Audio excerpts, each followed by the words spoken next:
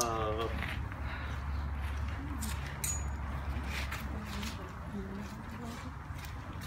it's always the sunset. I smell? I smell? That's the way to start the video. Who did it?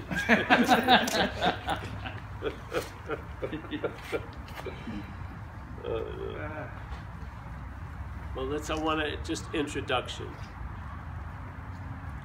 Now, sometimes when we have the talks, there's maybe 150, 200 years of seeking, you know, at the group, at the meeting, and that has to show you something right there. There's something that's fundamentally off when you're looking for what you are. Yeah. Now, if you're looking for a new car, you know, a pair of pants, a date, then you can, using what's looking to look for a date, that works, yeah? But when you try to use what's looking to look for what's looking, it doesn't work. See, this is the dilemma of spirituality in this sense. We're applying the same format to getting something to what we are, yeah? And in the annals of writings about spirituality, or whatever you want to call it, there's been a lot of warnings, and the warning is, you know, the seeker is the sought, yeah? So if you hear that, it should stop something for at least for a second.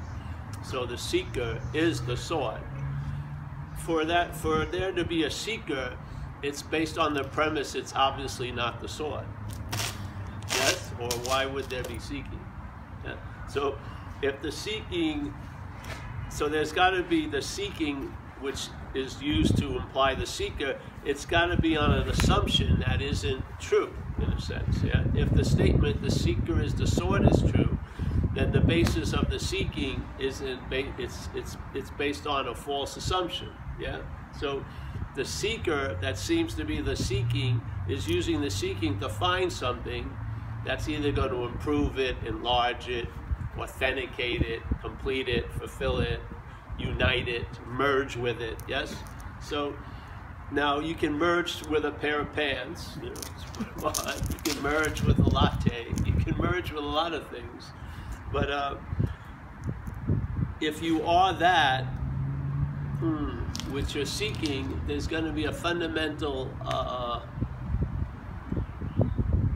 it's not going to go anywhere, yeah? Because there's something that's so fundamental that's not being seen, that it's not being seen so much you're actually looking for it as it. How is that going to go? Yeah? And if you keep doing more of it, it's not going to correct. Yeah? In other words, if the first step is off, you may not even notice it. But if you take 800,000 steps from that point, you'll see a curve that will go way, way, way, way, way, way off. Yeah, it didn't seem like, no, that's exactly how it should go. But then you see, so let's say you're in spiritual practice and you're just at this, but there's certain little suspicions are arising now, yeah, because there's people that have been doing it a lot longer than you, and you see them way like this, and they're trying to tell you, hey, I've been meditating for 40 years, nothing's really happened.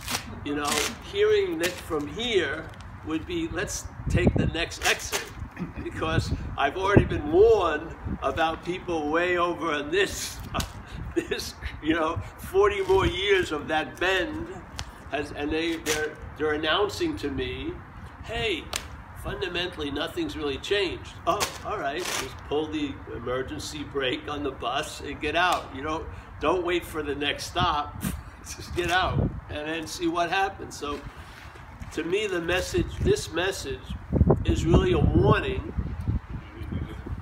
for people who they may have all the information necessary to become very clear about this, but they haven't had the right little trigger, yeah, because they're still, in a way, when the system fails you, the first thing that happens, you believe you're the one that made it fail. That's the self-centeredness, yeah? So the system protects itself by blaming, Yeah? So it never questions the fundamental flaw. It questions you're not doing enough, or you're not with the right person, or you haven't gone to enough continents, you should have stayed an hour longer at that ashram. And there's always an excuse or rationale, but fundamentally, you can't use what you are to look for what you are. It just doesn't work. You can't use the Buddha to seek the Buddha. It's not going to work. And so when these messages have been shared at a group, it wouldn't be appropriate for that message that you can't use the Buddha to seek the Buddha. It wouldn't be appropriate if it was directed at Jeff or Mike or Paul. Yeah. But if it's truly overriding the sense of Jeff, Mike, and Paul, and seeing Jeff, Mike, and Paul as the Buddha, the message is to the Buddha. And it's trying to talk to the Buddha, not to you, but to what you are, about what you're not. So it's trying to tell the Buddha, hey, Buddha, you can't use yourself to find yourself. Now, this isn't like a forced camp of understanding. You must do. You know, it's just like a spiritual shoe. You come in here, you walked in here, yeah? And these spiritual shoes are put out, and you put your foot in there, and if they fit, you wear it. If they don't fit, then go buy some spiritual hiking boots or whatever, with a lot of tread, because you're going to be on that path a long freaking time. A long time. So these are just simple shoes we put out that fundamentally, if you are that which you're looking for, the looking for, it would be the greatest way to disguise it. Yes? Don't you see it? It's just so, it's like basic 101, you know? If you are that which you're looking for, it can't be used to look for itself, yes?